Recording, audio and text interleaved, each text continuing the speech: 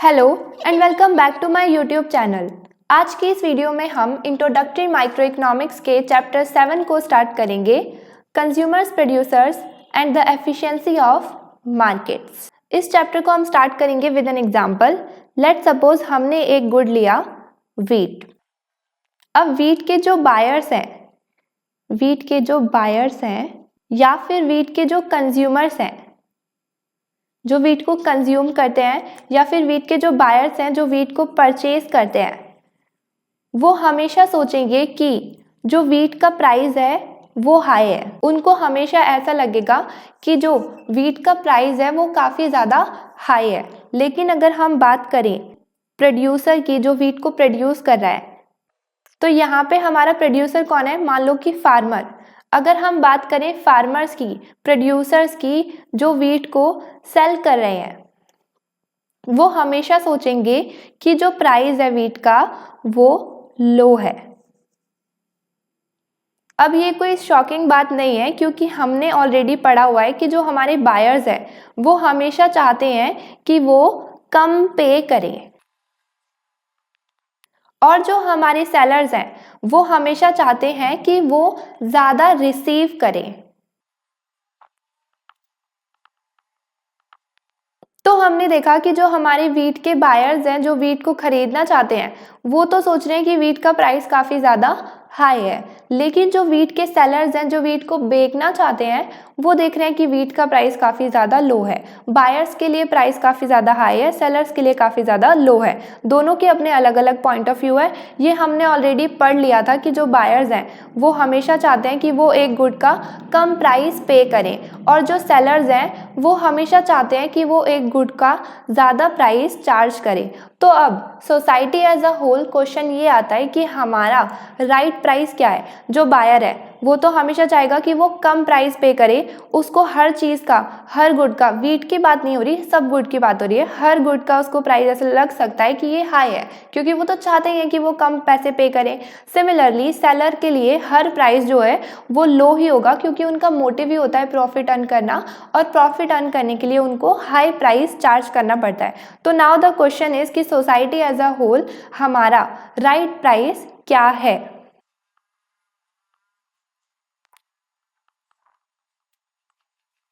तो हमारे right price की अगर हम बात करें तो हमने ऑलरेडी इतना डिस्कस करा था कि हमारा जहाँ पे इक्विलिब्रियम प्राइस होता है और इक्विलिब्रियम क्वांटिटी होती है, यहाँ पे हमारे सप्लाई और डिमांड बैलेंस्ड होते हैं। तो हम मान लेते हैं कि ये इक्विलिब्रियम प्राइस जो है वो सबसे राइट प्राइस है। ऐसा हम अभी तक देख रहे थे। ये हमारा इक्विलिब्रियम प्राइस हो गया, ये हमारी इक्विलिब्रियम क्वांटिटी हो गई। मान लो ये हमारा जो इक्विलिब्रियम प्राइस है, ये मान लो कि ये हो सकता है कि ये हमारा राइट प्राइस हो, बट द क्वेश्चन इज कि जो हमारी ये इक्विलिब्रियम क्वांटिटी है, मान लो ये हम वीट की बात कर रहे हैं यहाँ पे, तो अब हमारा क्वेश्चन ये आता है कि अगर हम इस क्वांटिटी को ले रहे हैं, ये हमारी वीट की क्वांटिटी है, तो क्या ये क्वांटिटी सही है, या फिर क्या ये क्वांटिटी वीट की काफ़ी ज़्यादा है, या फिर क्या ये क्वांटिटी इस वीट की काफ़ी कम है? तो हम इस चैप्टर में यही देखेंगे कि कैसे एलोकेशन ऑफ रिसोर्सेज अफेक्ट करते हैं हमारी इकोनॉमिक की वेलबींग को। तो इस चैप्टर में हम इकोनॉमिक के वेलफेयर के बारे में ही पढ़ेंगे कि कैसे हमारे एलोकेशन ऑफ रिसोर्सेज अफेक्ट करते हैं हमारी इकोनॉमिक के वेलबींग को। अब जो इकोनॉमिक का वेलफेयर है वो कैसे हमें पता चलेगा कि वो कैसे इम्प्रूव हो रहा है, तो उसके लिए पहले हम इस चैप्टर में देखेंगे हमारे बेनिफिट जो बायर्स और सेलर्स रिसीव करते हैं एक मार्केट में पार्टिसिपेट करने से। उसके बाद हम एग्जामिन करेंगे हमारी सोसाइटी को कि कैसे हमारी सोसाइटी इन बेनिफिट्स को ज़्यादा से ज़्यादा इंक्रीज कर सकती है। उसके बाद इन द एंड हम एनालाइज करेंगे अपने इक्विलिब्रियम सप्लाई और इक्विलिब्रियम डिमांड को इन द मार्केट, कि वो कैसे हमारे टोटल बेनिफिट को मैक्सिमाइज कर सकती है जो हमारे बायर्स और सेलर्स का है। इन द एंड अगर हम इसको देखें तो हमारा जो वेलफेयर है इकोनॉमिक का, वो कैसे इंक्रीज होगा जब हमारे बायर्स और सेलर्स का बेनिफिट, या फिर हम बोल सकते हैं जब हमारा टोटल बेनिफिट बायर्स और सेलर्स का मिला के इंक्रीज होगा, वो मैक्सिमाइज होगा, तब हम बोल सकते हैं कि हमारी जो इकोनॉमिक का वेलफेयर है वो इंक्रीज हो रहा है। तो इस चैप्टर में हम पहले अपने बायर्स का बेनिफिट देखेंगे कि हम उसे कैसे कैलकुलेट करते हैं, फिर हम अपने सेलर्स का बेनिफिट देखेंगे, हम देखेंगे उसके बाद कि कैसे हमारी सोसाइटी इन बेनिफिट्स को इंक्रीज कर सकती है। इन द एंड हम फिर एनालाइज करेंगे कि कैसे हमारे इक्विलिब्रियम सप्लाई और डिमांड मार्केट की मैक्सिमाइज कर सकती है total benefit of buyers and sellers. तो आज की इस वीडियो में हम सिर्फ बायर्स के बेनिफिट की बात करेंगे, हम सिर्फ कंज्यूमर सरप्लस की बात करेंगे जब हमारा बायर्स बेनिफिट रिसीव करता है by participating in the market. तो आगे देखते हैं इस टॉपिक को। ओके, तो कंज्यूमर सरप्लस को समझने से पहले हम एक टर्म को समझेंगे, विलिंगनेस टू पे। अगर हम बात करें विलिंगनेस टू पे की, तो इसका मतलब होता है ईच बायर्स मैक्सिमम। अगर एक बायर एक गुड को परचेज करता है तो उसके लिए वो जो मैक्सिमम अमाउंट विलिंग है पे करने के लिए, उसको हम बोलते हैं विलिंगनेस टू पे। अगर हम इसको एग्जाम्पल के थ्रू समझे तो लेट सपोज हमने फिर से वही आइसक्रीम का एग्जाम्पल ले लिया, हमने एक गुड लिया आइसक्रीम। अब मान लो मैं एज अ कंज्यूमर इस आइसक्रीम के लिए मैक्सिमम 10 रुपीज़ ही पे करना चाहूँगी, मैक्सिमम मैं इसको 10 रुपीज़ में ही खरीदूंगी। लेट सपोज अगर आइसक्रीम का प्राइस 10 नहीं होता, 9 होता या फिर 8 होता, तो मैं इस पॉइंट पर भी अपनी आइसक्रीम को खरीदती। लेकिन अगर इस आइसक्रीम का प्राइस 11 रुपये होता तो फॉर श्योर मैं इसको नहीं खरीदती। विलिंगनेस टू पे शो करता है एक बायर एक चीज़ के लिए कितना मैक्सिमम पे करने के लिए तैयार है। इस एग्जाम्पल की बात करें तो इस आइसक्रीम के लिए मैं सिर्फ मैक्सिमम 10 रुपये पे करने के लिए ही तैयार हूँ, लेकिन अगर उससे ज़्यादा पैसे होंगे तो मैं उसके लिए बिल्कुल भी पे नहीं करना चाहूँगी, मैं बिल्कुल भी प्रिफर नहीं करूँगी इस केस में आइसक्रीम को खरीदना। सिमिलरली अगर हम बात करें 10 रुपये से कम के प्राइस की, तो उस केस में मैं खुशी खुशी खरीद लूँगी। तो 9 और 10 प्राइस पर तो 9 और 8 प्राइस पर मैं इजीली बाय कर लूँगी, हैप्पीली मैं इसको बाय कर लूँगी, क्योंकि ये मेरे विलिंगनेस टू पे से कम है।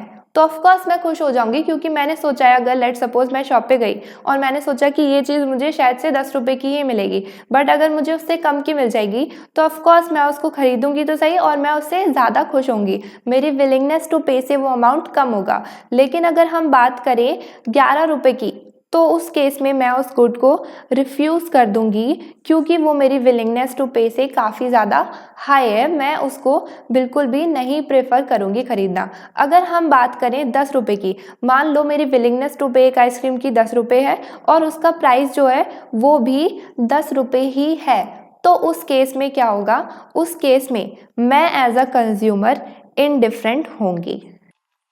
इनडिफरेंट का क्या मतलब हुआ कि अगर वो गुड को खरीदेगा या फिर अपने पैसों को अपने पास रख लेगा, दोनों में उसको सेम खुशी मिलेगी। जैसे कि अगर हम देखें नीचे वाले केसेस में, इस केसेस में एक सेकेंड, इन केसेस में, तो इन केसेस में वो खुश ज़्यादा था और ऊपर वाले केस में तो वो बिल्कुल भी खुश नहीं था, वो तो खरीद ही नहीं रहा था। लेकिन एट पॉइंट दिस, जब उसका विलिंगनेस टू पे ही एक्चुअल प्राइस है, यहाँ पे लिख देती हूँ एक सेकेंड, तो जब हमारा विलिंगनेस टू पे इक्वल होता है एक्चुअल प्राइस से, जो हमने मैक्सिमम प्राइस सेट करा है एक गुड के लिए और हमें एक्चुअल में वो ही प्राइस पे करना पड़ता है, तो उस सिचुएशन में वी एज अ कंज्यूमर हम इनडिफरेंट होते हैं। मतलब कि अगर हम उस गुड को खरीद लें या फिर हम उसको ना खरीद के अपने पैसों को अपने पास रख लें, उन दोनों सिचुएशन में हम कंपेयर नहीं कर सकते कि हमें किस में ज़्यादा खुशी मिल रही है, हमारे लिए वो सिचुएशन इनडिफरेंट होती है। ये आगे और क्लियर हो जाएगा विद एन एग्जाम्पल। यहाँ पे अब हमने देख लिया विलिंगनेस टू पे क्या होता है, जो हमारे कंज्यूमर सरप्लस को समझने के लिए काफ़ी इंपॉर्टेंट था। तो हमें पता चल गया विलिंगनेस टू पे क्या होता है। अब हम आगे बात करते हैं अपने कंज्यूमर सरप्लस की। तो कंज्यूमर सरप्लस को समझने के लिए यहाँ पे काफ़ी अच्छा एग्जाम्पल गिवन है। इसमें बोला हुआ है कि इमेजिन करो कि हमारे पास एल्विस प्रेस्ली की फर्स्ट एल्बम की रिकॉर्डिंग है। अगर हम बात करें एल्विस प्रेस्ली की, तो ये काफ़ी पुराने एक अमेरिकन फेमस सिंगर हैं। तो एग्जाम्पल में बोला हुआ है आगे कि हम उनके इतने बड़े कोई फ़ैन नहीं हैं, तो हमने डिसाइड करा कि हम उनकी एल्बम्स को, जो हमारे पास उनकी फर्स्ट एल्बम्स की रिकॉर्डिंग है, हम उन्हें बेच देते हैं। तो हमने डिसाइड करा कि हम उसको थ्रू ऑक्शन बेच देंगे, जहाँ पर उनके 4 फैंस उनको खरीदने के लिए आए। John, Paul, George and Ringo, JPG&R के नाम से मैं इन्हें बुलाऊंगी। इसमें बोला हुआ है कि ये चारों ही एल्बम को खरीदना चाहते हैं, बट जो अमाउंट ये एल्बम को खरीदने के लिए पे करना चाहते हैं, जो इनकी विलिंगनेस टू पे है, वो चारों लोगों की अलग अलग है। सब सेम अमाउंट तो पे करना नहीं चाहेंगे, सबकी एक लिमिट है कि मैं इतना ही पे कर सकता हूँ मैक्सिमम, इससे ज़्यादा मैं पे नहीं करूँगा। तो यहाँ पे चारों का विलिंगनेस टू पे गिवन है। हमारा जो जे है वो 100 रुपीज़ मैक्सिमम पे करेगा एल्बम के लिए, पी जो है वो 80 करेगा, जी जो है वो 70 करेगा, और आर जो है वो 50 रुपीज़ मैक्सिमम पे करेगा। इससे ऊपर प्राइस होगा तो वो नहीं खरीदेंगे। ओके, तो जो हमारी एल्बम है वो थ्रू ऑक्शन बिक रही है। तो लेट सपोज हमने बिडिंग स्टार्ट करी, मतलब कि यहाँ पे बोली के थ्रू बेचा जा रहा है। तो लेट सपोज कि बोली हमने स्टार्ट करी सबसे कम रुपीज़ से, मान लो 10 रुपीज़ से। तो ऑफ कोर्स सबकी विलिंगनेस टू पे काफ़ी ज़्यादा है, तो इससे हाई बोली लगने लगी, हाई रुपीज़ होते चले गए। कोई कुछ ज़्यादा बोल रहा है, कोई कुछ ज़्यादा बोल रहा है, कोई कुछ ज़्यादा बोल रहा है। Then in the end last बोली जो लगी, लास्ट जो बिडिंग हुई वो हुई जे की तरफ से, और उसने बोला 80 रुपीज़ उसने बोल दिया, मैक्सिमम 80। अब इसके बाद अगर हम देखें तो हमारे जो ये नीचे के पर्सन है, पी तो मैक्सिमम ही 80 देना चाहता है, और इनके मैक्सिमम तो और भी कम है। तो जब जे ने 80 बोला तो इससे ऊपर तो कोई भी पे करने के लिए तैयार नहीं है। तो इस केस में हमारा जो जे है वो फाइनल हो गया। जे ने हमें 80 रुपीज़ दे दिए, हमने उसे एल्बम दे दी। अगर हम इस केस में नोट करें तो हमारा जो एल्बम है वो किसके पास गई, एक सेकेंड, यहाँ पे अगर हम नोट करें तो हमारी एल्बम किसके पास गई, जो उसकी सबसे ज़्यादा वैल्यू करता था।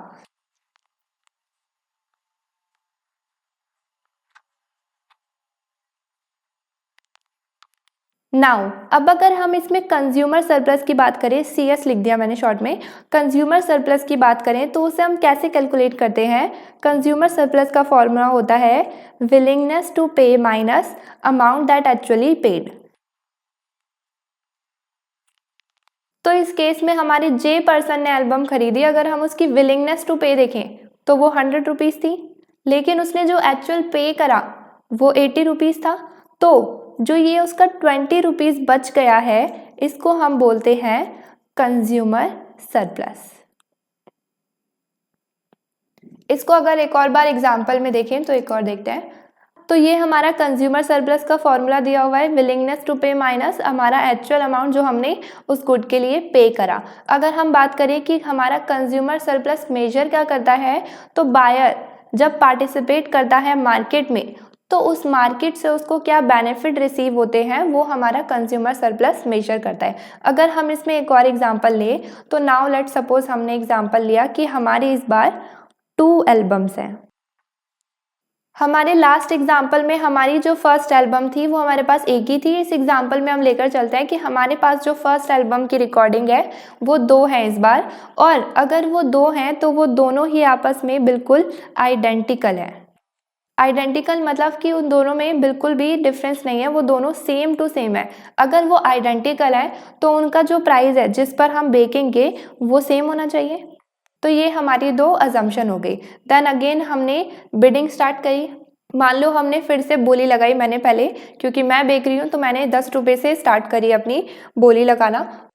अगर हम बात करें विलिंगनेस टू पे की, तो हमारे 10 रुपये से ज़्यादा काफ़ी सारे बायर्स पे करना चाहते हैं, तो हमारी जो बिडिंग है उसका प्राइस इंक्रीज होता चला गया, सबने अपनी अपनी बोली लगाई।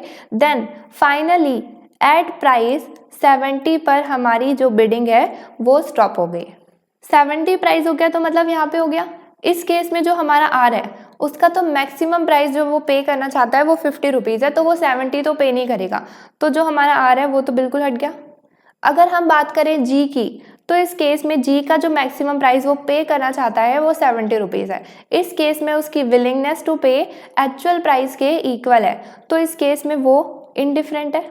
इस केस में हमारा जो जी है वो इनडिफरेंट है, मतलब कि अगर वो बाय कर लेगा या फिर वो अपनी मनी को रख लेगा, दोनों ही उसको सेम लेवल की सेटिस्फेक्शन देंगे, तो इस केस में वो भी नहीं खरीदेगा, तो ये भी हट गया। अगर हम बात करें अपने कंज्यूमर सरप्लस की, तो यहाँ पे हमारा कंज्यूमर सरप्लस कैसे कैलकुलेट होगा, हम पहले देखेंगे जे का कंज्यूमर सरप्लस क्या हुआ, उसकी विलिंगनेस टू पे 100 रुपीज़ थी, बट वो पे एक्चुअल में कितने कर रहा है, 70 रुपीज़, तो हमारी यहाँ पे कंज्यूमर सरप्लस जे का 30 रुपीज़ हो गया।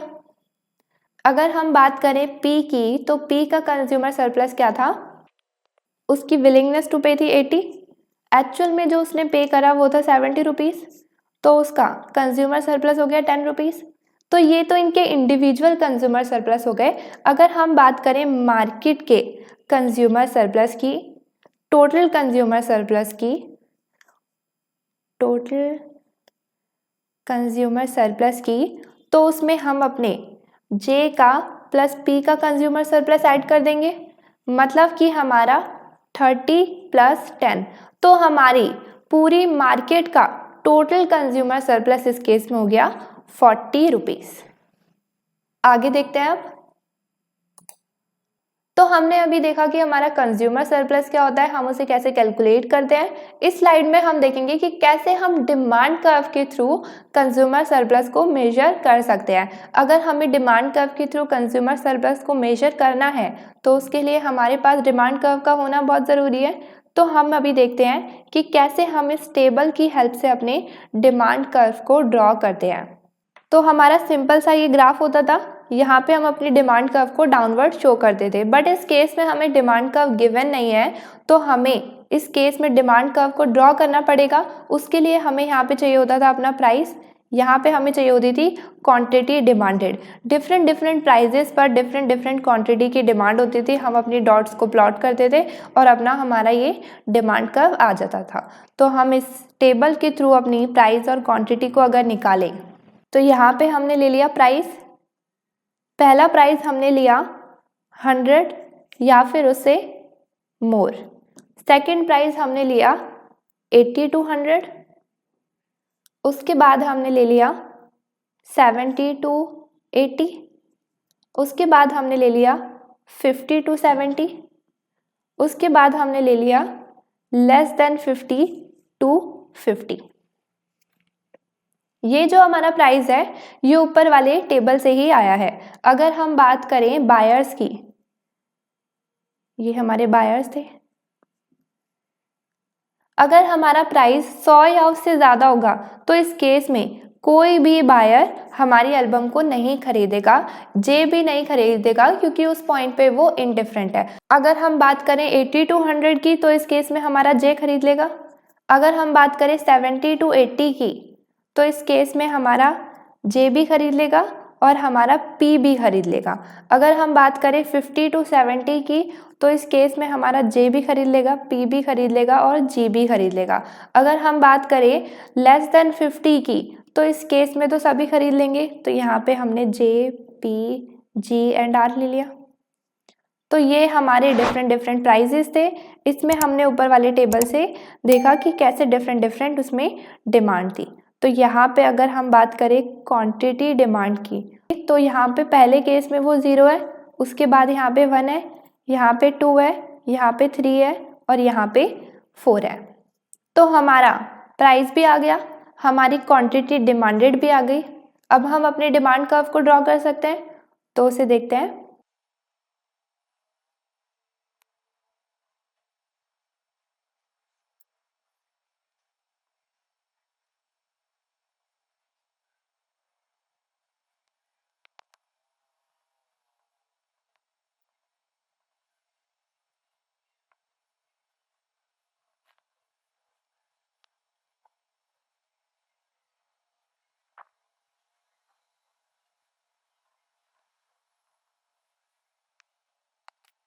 ओके, तो अगर हमारा प्राइस 100 या उससे ऊपर होगा तो कोई भी एल्बम नहीं खरीदना चाहेगा, मतलब 100 या इससे ऊपर यहाँ पे हमारी डिमांड 0 होगी। अगर हम बात करें 80 to 100 के बीच में, तो उसमें सिर्फ जे ही खरीदना चाहेगा, तो इसके बीच में पूरे में हमारी डिमांड 1 है।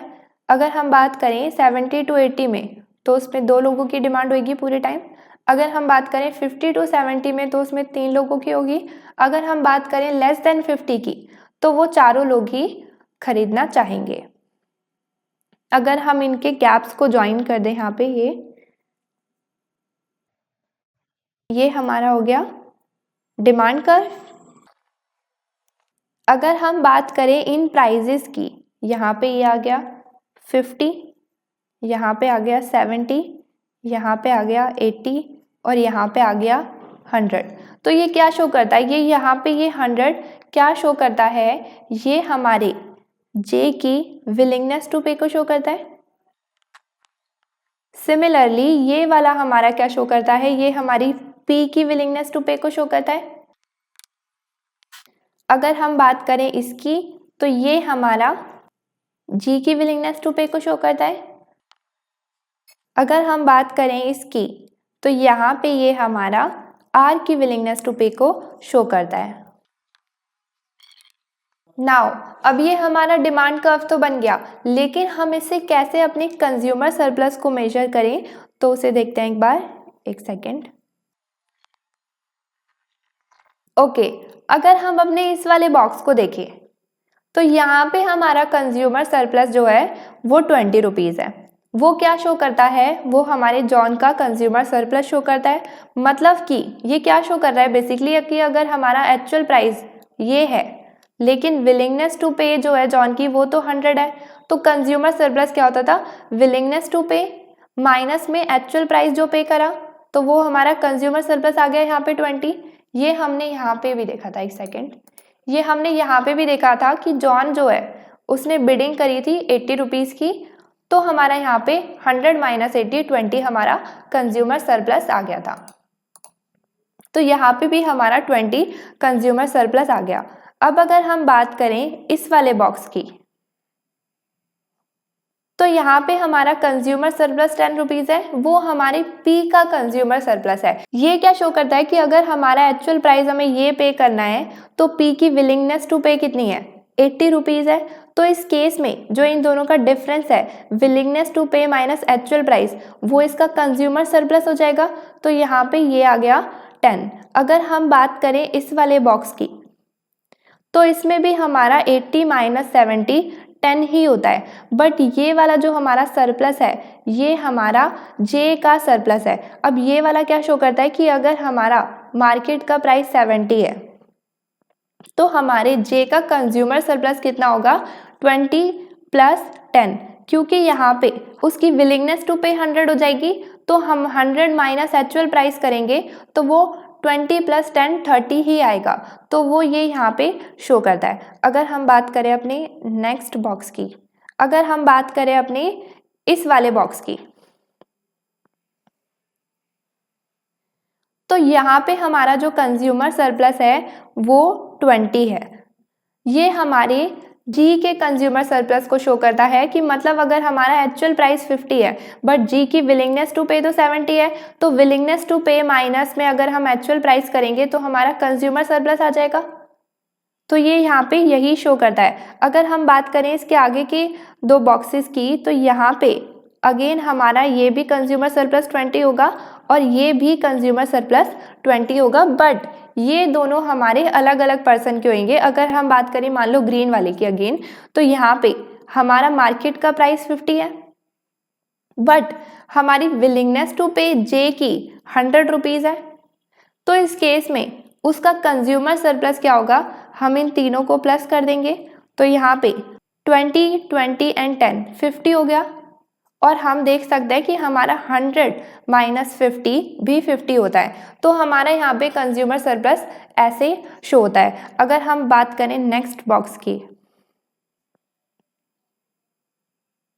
तो अगर हम बात करें इस वाले बॉक्स की, अपने लास्ट बॉक्स की, तो इस केस में हमारा जो कंज्यूमर सरप्लस है वो 50 है और वो है किसका, इस केस में वो आर का है। मतलब कि अगर प्राइस 0 होगा तो हमारे आर का कंज्यूमर सरप्लस जो है वो 50 होगा, क्योंकि हम अपनी विलिंगनेस टू पे माइनस एक्चुअल प्राइस कर देंगे और हमारा वो 50 आ जाएगा। अगर हम बात करें इसके आगे के कॉलम्स की, तो इनका भी कंज्यूमर सरप्लस 50 है यहाँ पे, ये भी 50 है और ये भी 50 है।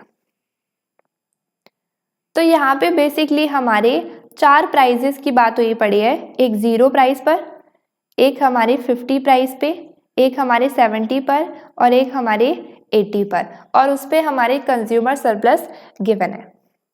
तो हम देख सकते हैं कि कैसे हम अपने डिमांड कर्व के थ्रू अपने कंज्यूमर सरप्लस को कैलकुलेट कर सकते हैं, कैसे हम उसे मेजर कर सकते हैं। यहाँ पे हमने सिर्फ 4 प्राइजेस की बात करी, बट लेट सपोज, एक सेकेंड इसे इरेज कर देते हैं। मान लो कि हम अपना प्राइस इस बार ये यहाँ से 50 हटा दिया, यहाँ पे मान लो हमने अपना प्राइस मार्केट का ले लिया इस बार 30, तो हमारे यहाँ पे कंज्यूमर सरप्लस जो है वो 20 हो जाएंगे सबके, क्योंकि इन दोनों के बीच का जो डिफरेंस है वो 20 है। अगर हमारे मार्केट का प्राइस 30 रुपीज़ है, तो अगर मैं पूछूं कि हमारे पी की कंज्यूमर सरप्लस क्या होगा, तो उस केस में हम इजीली बाय डायग्राम देख सकते हैं कि हम इन तीनों को ऐड कर देंगे, तो वो हमारा आ गया 50। अगर हम किसी और का भी देखें, आर का देखें तो वो 20 आ जाएगा। अगर हम बात करें जी की तो वो हमारा 40 आ जाएगा। अगर हम बात करें अपने जे की तो वो हो जाएगा 70। तो ऐसे हम बाय अपने डायग्राम देख सकते हैं, अपने कंज्यूमर सरप्लस को मेजर कर सकते हैं किसी भी प्राइस पर। सिर्फ 4 प्राइस की बात नहीं हो रही है, किसी भी प्राइस को हम लेकर इसे कर सकते हैं। इसको एक बार वापस से लिख देते हैं। नाउ अभी तक हम बात कर रहे थे इंडिविजुअली कि हमारे डिफरेंट प्राइस पर जे, पी, जी या फिर आर की कंज्यूमर सरप्लस क्या है। बट अगर हम बात करें मार्केट एज अ होल, पूरी मार्केट का कंज्यूमर सरप्लस क्या है एक प्राइस पर, या फिर टोटल कंज्यूमर सरप्लस क्या है, तो नाउ लेट सपोज हमारी मार्केट का प्राइस है 80। अब इस 80 प्राइस पर जी और आर तो खरीदेंगे ही नहीं, क्योंकि उनकी विलिंगनेस टू पे उससे कम है। अगर हम बात करें पी की तो वो इनडिफरेंट है, खरीदे ना खरीदे एक ही बराबर है उसका, तो वो भी नहीं खरीदेगा। अगर हम बात करें जे की तो जे की विलिंगनेस टू पे 80 से ज़्यादा है, तो सिर्फ जे ही उस पॉइंट पर खरीदेगा जब हमारी मार्केट का प्राइस 80 होगा। तो हमारी टोटल मार्केट का कंज्यूमर सरप्लस क्या हो जाएगा, 20। अगर हम कोई और प्राइस लें, लेट सपोज हमारी मार्केट का प्राइस है 70। अब 70 रुपीज़ में हमारा आर तो खरीदेगा ही नहीं, जी हमारा इंडिफरेंट है, बचा पी और जे, तो ये दोनों हमारे एल्बम को खरीदेंगे। तो हमारा टोटल मार्केट का कंज्यूमर सरप्लस हो जाएगा जे का कंज्यूमर सरप्लस प्लस हमारे पी का कंज्यूमर सरप्लस। तो ये पूरा एरिया हमारा कंज्यूमर सरप्लस हो जाएगा एट प्राइस 70। अगर हम बात करें प्राइस 50 पर, अब 50 प्राइस पे हमारा जो आर है वो इनडिफरेंट है, तो वो तो खरीदेगा नहीं, बचा जे, पी, जी, उनकी विलिंगनेस टू पे 50 से ज़्यादा है, तो वो सब ही उसको खरीदना चाहेंगे, वो सब ही उसकी डिमांड करेंगे। तो इसमें हमारा कंज्यूमर सरप्लस अगर हम देखें तो वो हो जाएगा ये जे का कंज्यूमर सरप्लस प्लस पी का कंज्यूमर सरप्लस प्लस आर का कंज्यूमर सरप्लस।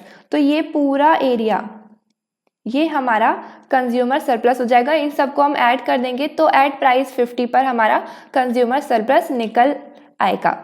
अब अगर हम अपनी बुक की बात करें तो वहाँ पर सिर्फ हमारी 70 प्राइस तक ही बात करी हुई है, हमारे सिर्फ इन्हीं कंज्यूमर सरप्लस की बात करी हुई है, क्योंकि हमने अज्यूम करा हुआ है कि हमारी जो एल्बम है वो सिर्फ 2 ही है हमारे पास।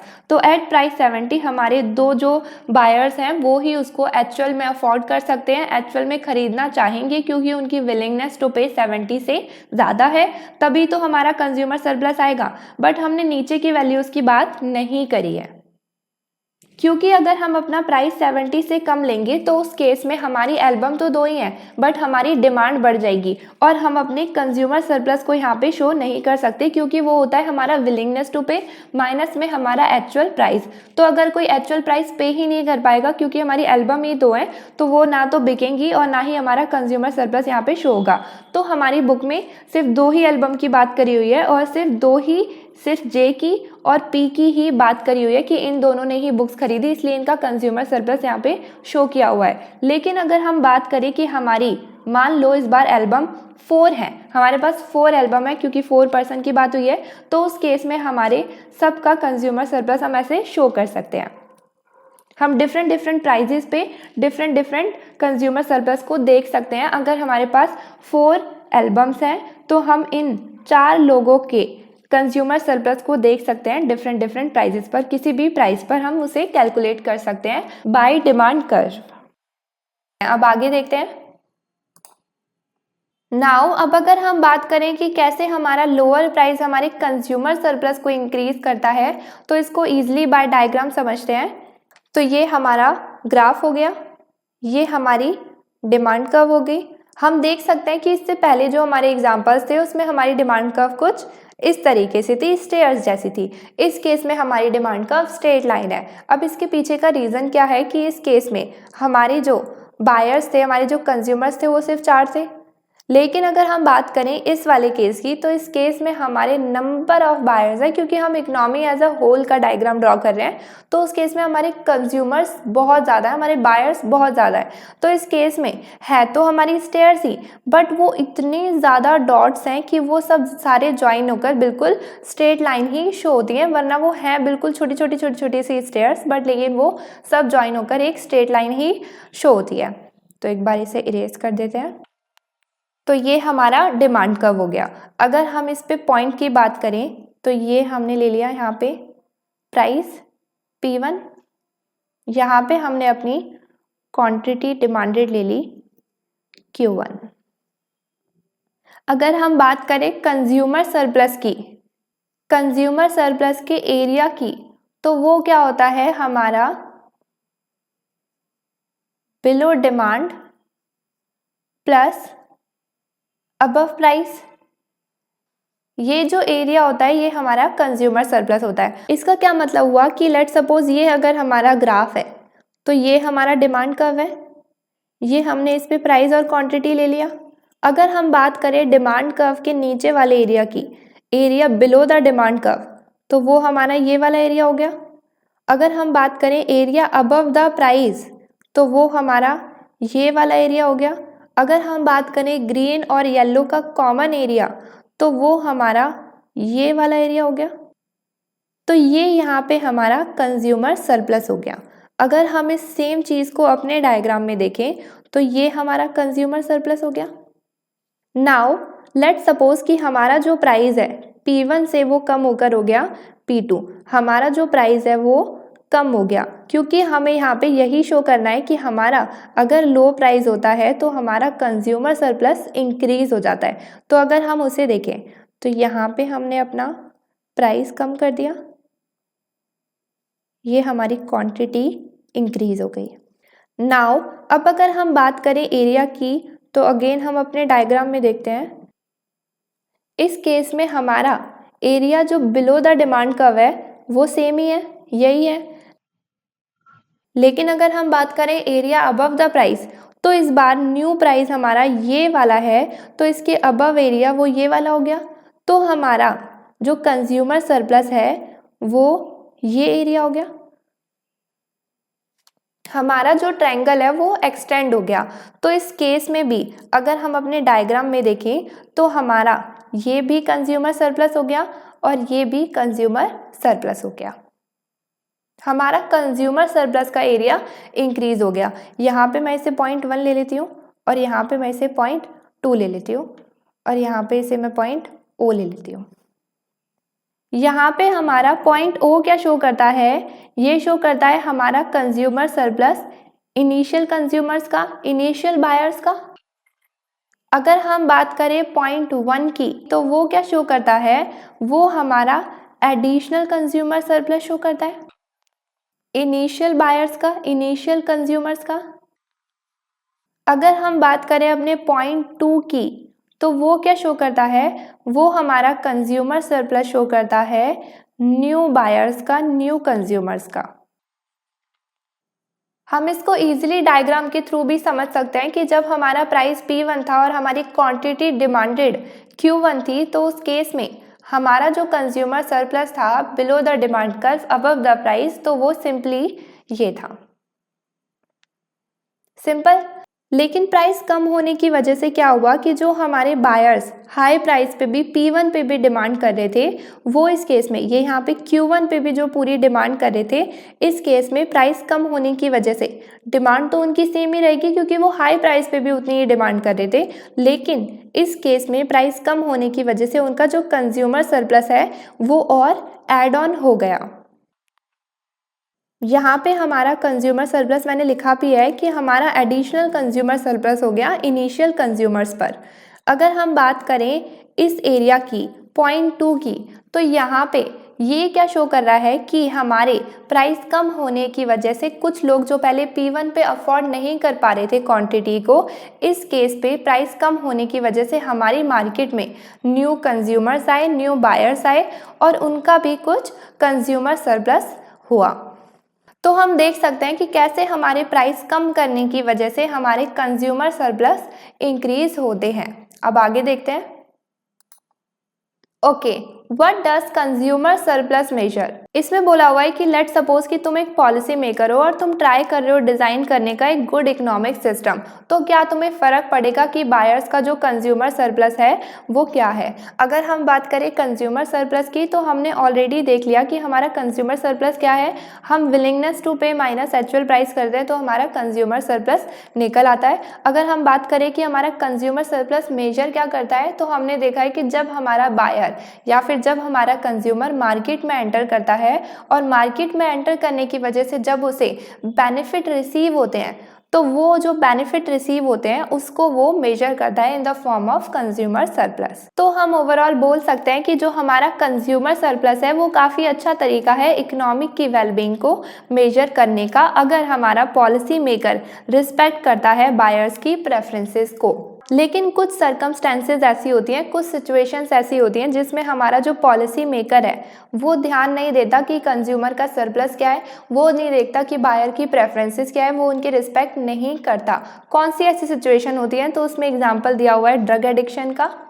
अब ड्रग एडिक्शन के लिए लोग हाई से हाई प्राइस भी पे करने के लिए तैयार होते हैं, बट अगर हमें कंज्यूमर सरप्लस को इंक्रीज करना है तो क्या ये एक अच्छी बात है कि हम अपने ड्रग्स का प्राइस लो कर दें? ऑफ कोर्स नॉट, क्योंकि ड्रग जो है वो बिल्कुल भी एक अच्छी चीज़ नहीं है कंज्यूम करने के लिए, तो उसे कोई ना ही कंज्यूम करे, यही सबसे बेस्ट ऑप्शन होता है। तो ऐसी सिचुएशंस में जो हमारी विलिंगनेस टू पे है वो एक अच्छा मेजर नहीं होती बायर्स के बेनिफिट को मेजर करने के लिए। या फिर हम बोल सकते हैं कि इस केस में, ऐसे केसेस में हमारा जो कंज्यूमर सरप्लस है वो एक अच्छा मेजर नहीं होता इकोनॉमिक के वेलबींग को मेजर करने के लिए। लेट सपोज कि हमें इकोनॉमिक का वेलबींग देखना है, तो इस केस में हम अपने कंज्यूमर सरप्लस को देखें तो वो काफ़ी कम होगा, क्योंकि जो हमारे ड्रग एडिक्शंस के प्रोडक्ट्स होते हैं उनका प्राइस काफ़ी ज़्यादा हाई होता है, तो कंज्यूमर सरप्लस कम होता है।